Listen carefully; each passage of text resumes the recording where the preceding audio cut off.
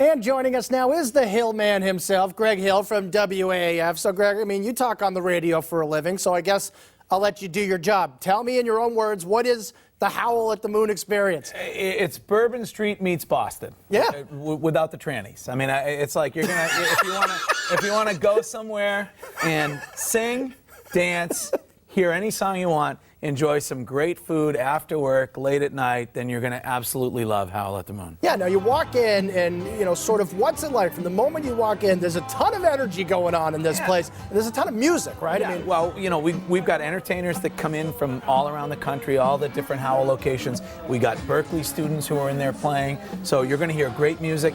You guys playing the guitar, the girls playing pianos. It's just an unbelievable atmosphere. They're not going to deny the song you want. You just go up, tell them what you want to hear. They're going to play it for you.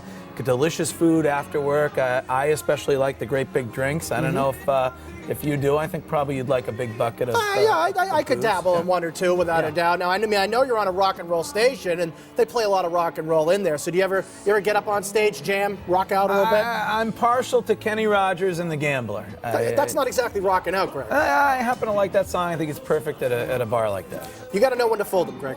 I think we should just fold this interview right now. We're done? No, I'm just kidding. I'm not leaving before we talk about your food at Howl at the Moon. It's not just a bar, not just music.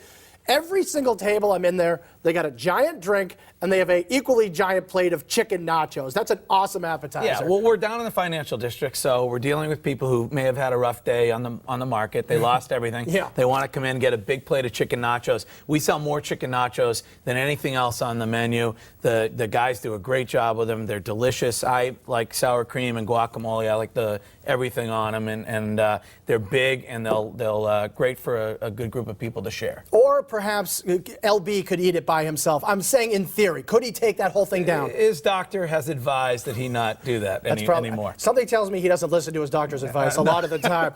All right, now you mentioned the giant cocktails. You were nice enough to bring in, and not that anybody in the studio was partaking in any of this before the show, yeah. But you have cocktails that aren't exactly in a highball glass. You serve them by the bucket, Greg. Yeah, I mean, we got ounces and ounces of drinks here, and so that you can share them. The economy stuff, I think people probably want to go in. That's true. With their friends, and or in LB's case, as you said earlier, he could handle this himself. Perhaps. But, a great variety of buckets. We got great big bones. You can get all kinds of delicious drinks and share them, and you know, everybody gets a different straw, so there's no sharing of disease or anything. Well, that's a great thing. Yeah. Much like Phantom Gourmet Studio, just totally disease-free, as far as you know. Germ-free. Yes, we were tested right before the show. So people share the drinks. They also share the food. I mean, you have other stuff besides chicken nachos, obviously. So it's all just kind of like finger food, shareable stuff, right? We have great sliders, great pizza. We've, you know, you're going to love the black and tan onion rings. I mean, I think there's a wide variety of food after work and late at night that you're going to love. All right, so where is the place exactly, and what should people do? They want to come on in. We're on High Street, Financial District. Yep. Come down. If you want to use your name at the door, then you should be able to get right in. Just say Dan sent me. And, yeah. That works all over Boston. Yeah, and we'll throw it on your tab. I'm very wired. Both brothers have been there. I'll come in. Usually you can't see me because my head is, you know, right behind the 86-ounce cocktail. Dave was up there singing Lady Gaga. Now that I believe. Thanks a lot, man. Right. We'll see you at Howl at the Moon coming up. We'll get a taste of the most comforting dessert ever, caramelized apple bread pudding. Plus, who needs scallops wrapped in bacon when you can have lobster wrapped in bacon?